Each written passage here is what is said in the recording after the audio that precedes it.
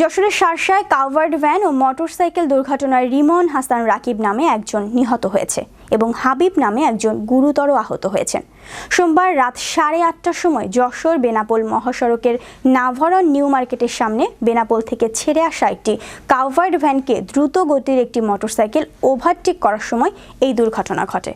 নাভরণ highway থানার sub inspector Siddharth Chatterjee জানান, দুর্ঘটনার খবর পেয়ে ঘটনাস্থল থেকে তাদেরকে উদ্ধার করে শার্শা উপজেলা স্বাস্থ্য কমপ্লেক্সে চিকিৎসার জন্য নিয়ে গেলে কর্তব্যরত চিকিৎসক রিমন হাসান রাকিবকে মৃত ঘোষণা করেন এবং গুরুতর আহত হাবিবের উন্নত চিকিৎসার জন্য যশোর জেনারেল হাসপাতালে পাঠানো হয়েছে।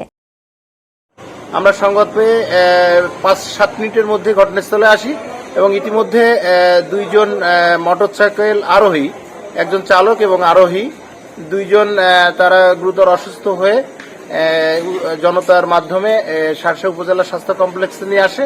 চিকিৎসা শেষে উন্নত চিকিৎসার জন্য যশোর 250 শয্যা বিশিষ্ট হাসপাতালে পাঠাই।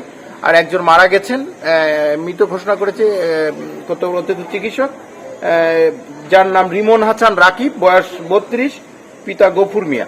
এরা যশোর থেকে মোটরসাইকেল যোগে বেনাপোলের দিকে যাচ্ছিল।